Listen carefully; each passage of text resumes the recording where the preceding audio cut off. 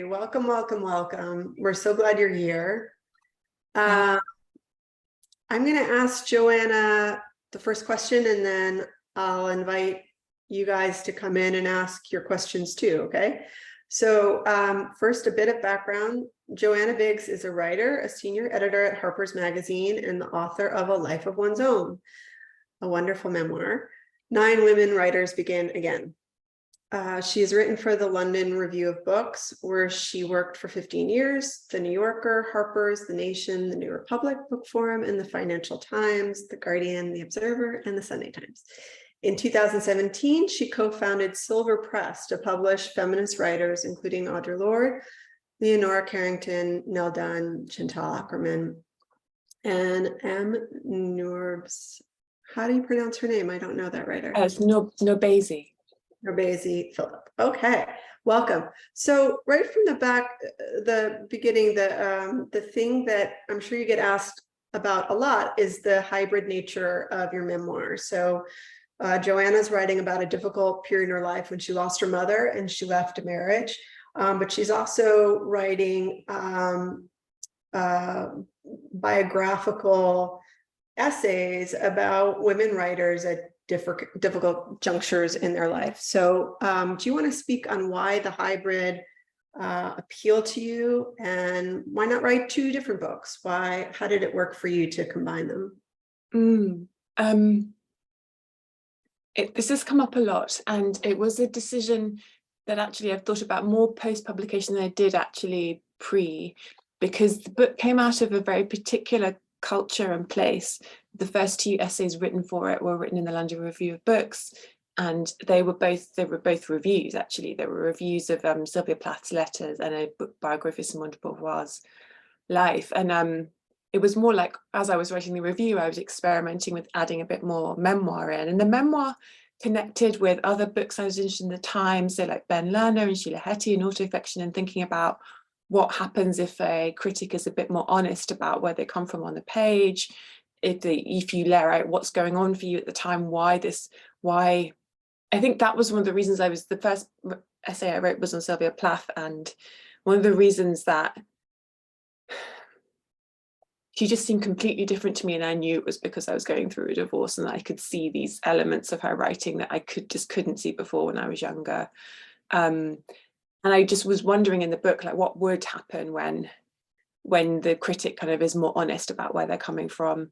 And also I was thinking quite a lot about the sort of reading I was doing at the time. So you talked about forming the press. That felt like a need to kind of bring other women along, to share stuff, to have conversations in a way. And that was very important to what I was trying to think about at the end of my marriage and what sort of life I wanted to live. And the reading was like a kind of private way I was doing that. The writing has opened it up more in a different way. So it was very much trying to capture that kind of weird sense where when you're reading and you're kind of like, oh yeah, God, yes, it was like trying to capture that on the page. And so that's why I didn't think too much about like divisions of things. I might still write a book about my mother that's more straightforwardly a memoir, because I really love those short memoirs about mothers, like Simone de Beauvoir's A Very Easy Death. But it felt very natural, and people have asked me about it a lot since, and I've had to think about like why it felt natural to me when it hasn't felt natural to lots of other people, I think. Well, I think we all grew up, or I grew up with biography at like the author's supposed to remove their entire identity from it. And the other assumption that's going on there is that there is one version of the story of this other person. There's one viewpoint on this subject. And so, of course, the author disappears because the author's job is to tell the one viewpoint. And I feel like, you know, when you say it's more honest, when the writer, the critic especially, is layering in her life experience and her heart and soul, then you start to see not only like peek into like intimacies that are in the literature that the writer is writing about, but you start to see the bigger enterprise, which is that like that there are multiple views of this same work, right? Okay. Yeah. I mean, the other thing I just want to mention on that is that one, I'm not doing anything that crazy. I mean, if you read any of Virginia Woolf's essays, she does exactly the same. Like, she might not say, my father went to George Eliot's salon, but she does use the anecdotes that she knows from that. She uses quite a kind of like, I'm not a big fancy critic kind of tone. That she's very well read. Like, there's kind of a lot of other people doing that sort of stuff. So in some ways, I've been suddenly amused when people say like, it was very kind of, because it's like, it's not. There's loads of other people doing it. It's in that tradition. I'm not doing anything that unusual. The other thing I wanted to mention too, sorry, as you were talking, it came back to me. My day job has been as an editor for my whole life since I left university, and when I used to read these magazines before I worked there, I thought, everyone is a very kind of, buttoned up critic, but coming to know lots of writers and critics and novelists, I would see their life reflected in their writing, like what they were interested in at that time, how they blended those two things. And I used to kind of have a joke about it and call it like the accidental theory, the theory of accidental biography, that these people's pieces were like full of their lives. And I liked that. I thought it came up, I think it's a cool thing to do. And also I just sort of thought it's unavoidable, even if you pretend that you've never lived, you're purely in books and you're not there at all, you're always there. So what do you do about that? As an editor right now at Harper's, are you editing personal essays? And if so, if a student in the class had some, was a reader of Harper's, what's the essay, or what's the kind of essay that you'd be excited to be pitched? And how do you like being pitched? What are you acquiring these days? Yeah, no, I am actually carrying a lot of doing some personal essays. I just had one by Rachel Yoder about returning to the Amish country. Exactly where she grew up. And that, again, what am I looking for? I'm looking for as like an unusual take on something that's kind of something that only that writer could do. And that sounds an odd thing, but usually you know what it is, because you know what thing it is about you that cannot be replicated by someone else. With Rachel, I was really excited by the formal innovation she was making between using an I voice and a she voice. That I found really exciting and cool. So anything that's like doing something slightly more experimental is interesting to me. Quality of the writing, and one of the sentences to be absolutely beautiful. Something that is not very easy to like. I don't know how to explain this, but something that's not easy to get to. So just like something that I can send anyone to like a trial, for example. I can send anyone to like Trump's indictments or into the Senate, but what can I get to only through that particular writer? I guess that's what I mean about the kind of only you can tell that story thing. Great. But I do also, it's completely, I'm open. I've got my email on Twitter. I look at people's submissions from nowhere. I mean, I solicit pieces obviously, but I'm open to people just pitching me things, and often good things could come out of it. So don't feel like it's there's a big wall up just because we've got an office on Broadway in New York City. Okay, great. Thank you. Okay, who has a question for Joanna? Yes, Tess, and then Heather. Well, first, Joanna, thank you so much for being with us today. It's really great to hear you. I'm thrilled to hear that you're thinking about writing a separate memoir about your mom, because I have to tell you, I was so deeply touched in your book. Well, I love the whole book, but I was just so deeply touched when you wrote about your mother, and especially the section when you were writing about you're knowing that she would love for you to have a child, and you weren't going to have children, and she told you that your book is your baby. And I just I was just so touched by all of that. And so I'm just curious, like, how did you decide to incorporate the stories of your mom into this book that also covers the female writers and your divorce, and then also your mom. Like, which, can you talk about like the order of which how all these ideas came to you?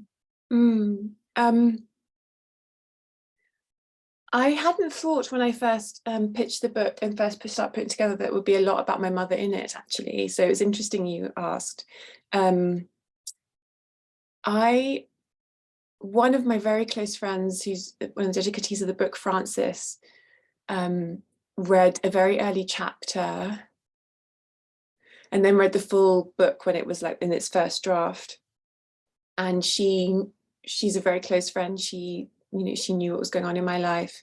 And she was one of the first people who encouraged me to think carefully about how my mother could be, I could use that in the book. I'd written a piece of memoir about my mother's decline, again, before I thought of writing a book. And people responded to that very powerfully. I had lots of notes about it, and but I found it very difficult to write about her. I found it very difficult to, people tell you you're a writer, so you should write about the things that are concerning you. So, you try it. Publishing it was really difficult because people could read my mother's decline in 15 minutes. Like, at the beginning, she was okay, and at the end, she was gone. And I realized what I was living through in a way that I was sort of coping on a day-to-day level when she was ill. So my friends had encouraged me, and so the second draft, that weirdly my mother died at this most amazing timing. So she died a month after I'd handed in the first draft. So she let me like get through the whole book, like all the way to the end, just about finished it, handed it in, and then we heard that she was, refusing food, and we went to go and be with her as she died. And that was last summer, and during that summer was when I was redrafting. And in that period, several of my friends and my editor said, why don't you put more of your mother in? Why don't you use the stuff you've already written? And also there's some parts, I have never read it out loud in public, thank God no one's asked me to do it, but I can't read it without crying because it's too much to remember not because my writing is so perfect, but because for me it's like a powerful memory. So it came gradually, and it became because my editors encouraged me, my friends encouraged me, my family have got more used to me writing about myself, so they were less worried about it. My brothers didn't always let me write about my mother to start off with. So it came gradually, and I have had lots of people say what you say, that, other stuff, that was the stuff that really pulled them in and really meant a lot to them. Which makes me think it's important to write about it, I guess. Great. Thank you so much. Thank you. Heather? Yeah, excuse me. Hi. So I loved your book. Yeah. Two things I had to say in the question related to that, but one is the way that you weave your memoir in with the lives of the authors, but also the lives of their characters. I thought was so interesting. And in the George Eliot chapter, the way that you reflect on your education then reflects back on the book that you're writing, because of the sort of disdain that the academics had for biography. So I guess my question is a sort of practical one, but it's about the organization of your material. I mean, was your process just like intuitive, and you just sort of came at it through generating the writing and seeing where it fit in? Or I'm just wondering if you could share a little bit about that process. Yeah, thank you very much. It's really nice to hear you say that, because I think some people have misunderstood sometimes that section and thought that I was trying to bring down the establishment or something, and I'm just like, no, I'm explaining what I'm doing and why.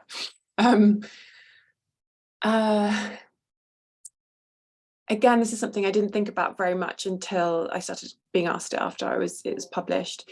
Recently, I went to speak to an MFA class who similarly had the same question. And I realized that a lot of it was a sort of appositional principle, as in, I didn't say, and now I'm going to compare myself to X. I just sort of put the sentences next to each other. So a paragraph might start with a sentence about the character or the author, and then it might just say, when my mother X. So I just didn't, the transitions were just, I trusted the reader to know that those two things were together, and you completely understood it. So I didn't need to worry and sort of explain what I was doing by the transitions. I just did them. And I saw that much more clearly in the class, because we were looking at these paragraphs and thinking, oh, that's exactly what I've done. That I think comes from editing. I think that comes from working very closely in other people's essays and seeing that actually you can just move from one place to another. You know, you don't need to keep saying, I'm going to move now, guys, don't worry, they can handle it. They can follow you. You can just put a piece of memoir next to a piece of criticism and people will know what you're doing. And other places, I guess, I mean, it's funny because I think with some of the early essays when I was first trying it, I would just keep the memoir in the kind of places that one might expect it to be if you were reading any sort of magazine or any book review section. So there might be a tiny bit at the beginning, like people often open their review essays with a bit of personal anecdote. And then there might be like another sort of a second start in the essay, like maybe 2/3 through, where they again use a little bit of, or they might finish on a personal anecdote. And I think my first essay did do that a bit, that there was in the Plath essay, for example, the first memoir bits were 2/3 through, and I like started the piece again because I'd gone and done looked at Plath's belongings, which were being auctioned off in London. So it was like a scene that was not purely literary criticism. It was me going out in the world and looking at her things. And then it seemed a natural place to kind of like to seek to more memoir and then back to criticism. That was slightly more thought through, but often I just would look at it and think, why don't I try it?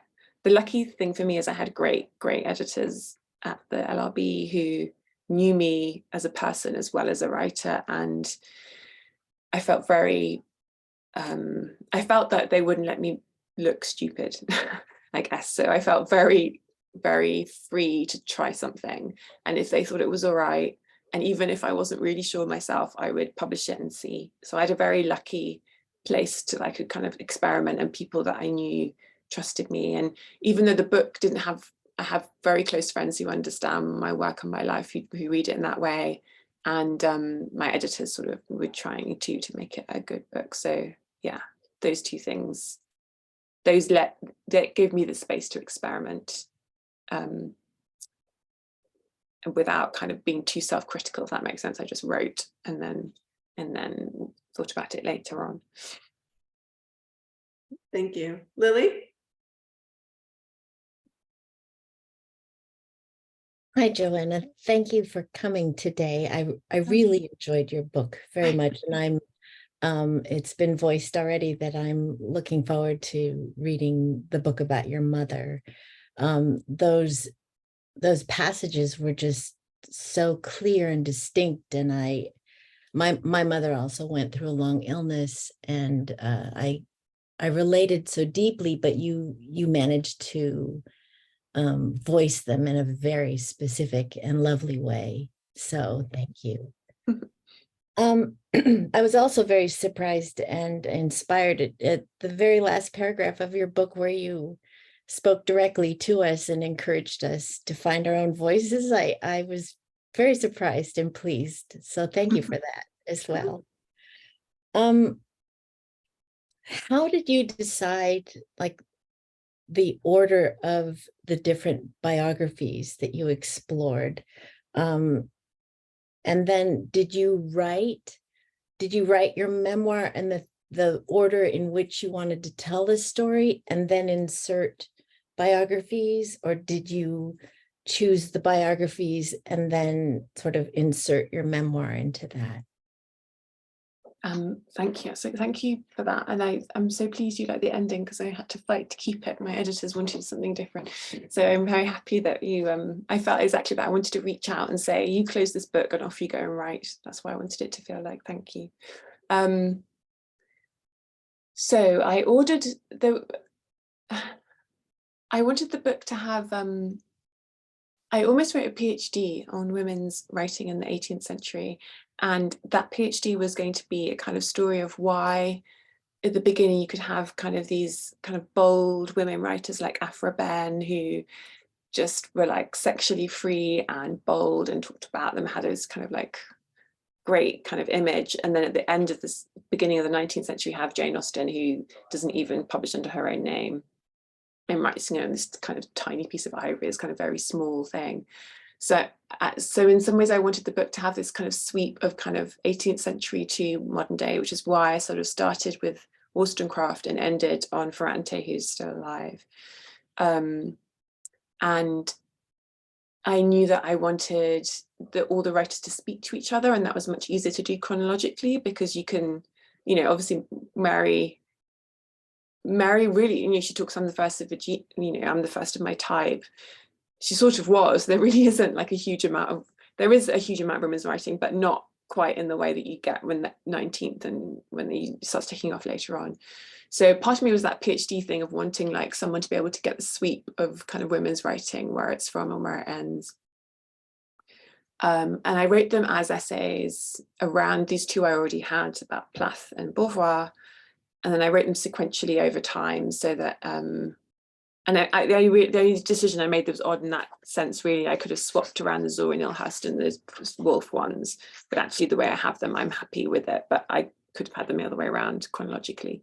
So I was trying to do that. I was trying to mix up writers of colour as well as normal canonical. I mean, they're all canonical, but I mean white writers. I didn't want there to be a sense that I want it to be vibrancy. I want them all to be on the same level, it not to be a big deal, it not to be, you know, it's just taken for granted that these writers are all reading each other. And actually the memoir stuff, some of it was already there. And then on these drafts, after the first draft, there was a lot of encouragement from various people to add more. There are a couple of bits I took out, and I'm pleased I took them out. And I thought more carefully on those later drafts about what different themes to bring out in which essays. I wanted them all to have some memoir sections. I think some of them are more successful than others, but it came up naturally as I went along, and then I sort of amped certain parts up, pulled certain parts back. Could see on those later reads, oh, I could add what could I add in? Also, I'd realized, I think when I on that end of the first draft, that there were bits people didn't understand them. Like the bits I hadn't explained about my divorce and things I hadn't told people, just because for me it's all, I know my life, but other people, they're like, okay, when did they get divorced and what did she do? How did it work? When did it? So that sort of question got asked, and I worked out how to put that in at the right point so that the reader could understand, because the memoir isn't distributed evenly or even chronologically. It's more like you start with the just post-divorce period and then explain about the actual divorce, and towards the end you start getting more thoughts about, okay, why did I do this, you know, what was going on. So it had a kind of like deepening effect, like as the reader comes to know me, hopefully you kind of see like what was going on there. So yeah, it came in the drafting, basically. It was the harder thing, and it came in the drafting. Joanna, can you answer one more question before we go? Of course, yeah. Emily, you want to ask a question? Yes, I did. The book is mainly both criticism and memoir, but I found a third thing in one of the passages, and it was the part about Sylvia Plath. It was about the part about imagining her alive. I was so surprised, and this was for me that just really shocking and wonderful, that you went there and that you imagined if she had lived, and you imagined the note behind your head, or an Eileen Fisher. And I wondered how you came to that. And did that take a long time to write, or did that just come naturally once you started thinking that? Oh, I'm so glad you like that bit. Oh, that so the Plath chapter, I that was an essay I wrote for the LRB, and I started it. It took me 2 years to write that essay.